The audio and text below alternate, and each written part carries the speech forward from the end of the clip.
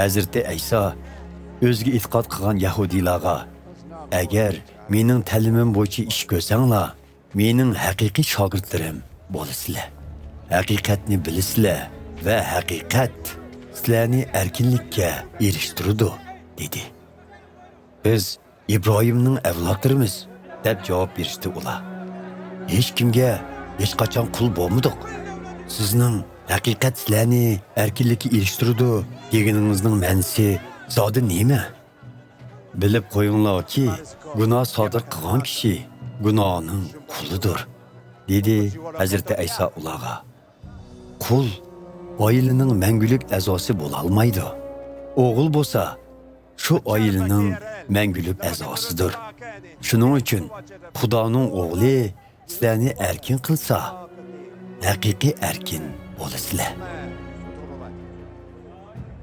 Sizlarning İbrahimning avlodi ekanliginglarni bilaman. Biroq meni o'ltirmoqchi bo'lyapsizlar. Chunki mening ta'limim sizlarning qalbinglarda o'rin olmadi.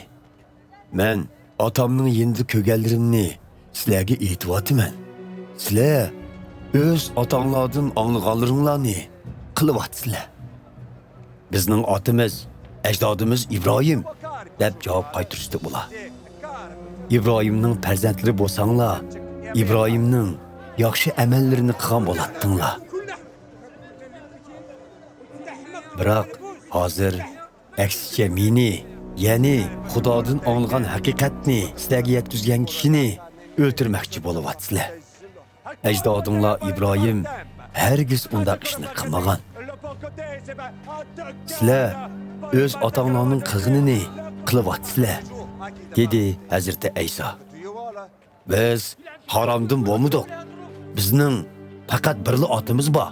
U bo'lsa Xudodir, deyishdi ular. Otanglar Xudo bo'lgan bo'lsa, meni so'ygan bo'lardinglar, dedi Hazreti Ayso. Chunki men Xudoning yenidan keldim. Shuning uchun bu yerdaman.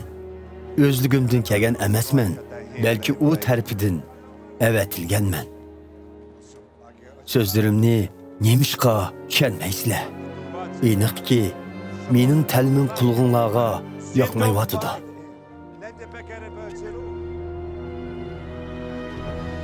Otanglar shayton bo'lg'ashqa, sizlarmi uning havaslari bo'yicha ish qilasizlar. U azaldan qotil ham haqiqatni tutmaydi. Chunki uningda haqiqat yo'qdir. Yolg'on so'zlash uning tabiiy xususiyati. Chunki u yolg'onchi va yolg'onchilikning piridir. Men bo'lsam haqiqatni so'zlayman. Shunga menga ishonmaysizlar. Qaysinglar mening gunohim borlig'ini isbotlab beralaysizlar? Qani? Haqiqatni so'zlasam, nima uchun menga ishonmaysizlar? Xudoning farzandlari Xudoning so'zlarini anglaydi.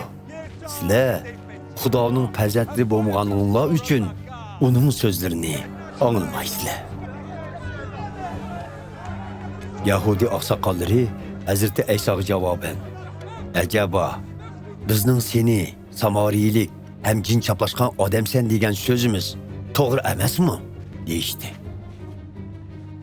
"Menga jin chaplashqani yo'q", dedi Hazreti Ayso.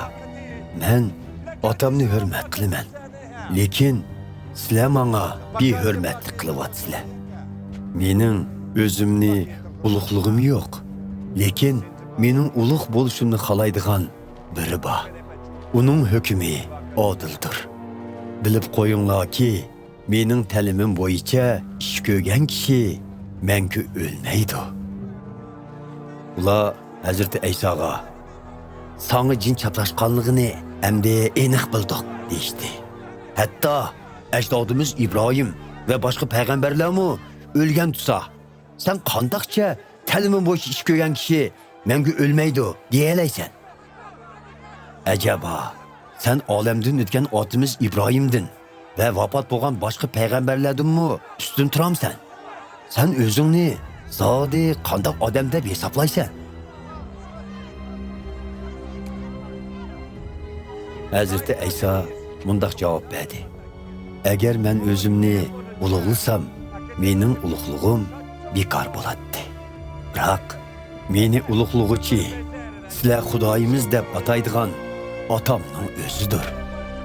Sizlar uni tanib yetamidinglar. Lekin men uni tanıyman.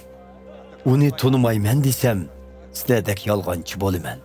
Biroq men uni tanıyman ve uning so'zi bo'yicha ish ko'raman. Otanglar İbrahim mening kelishimga intizor bo'lgan, ham kelganligimni oldin ola ko'rib, intayin xushal bo'lgan.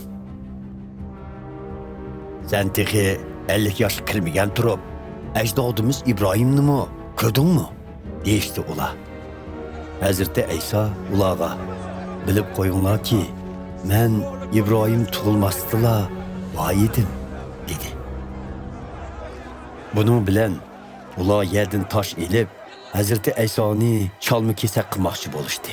Lekin u o'zini daldig'i elib, markaziy ibodatxonadan chiqib ketdi.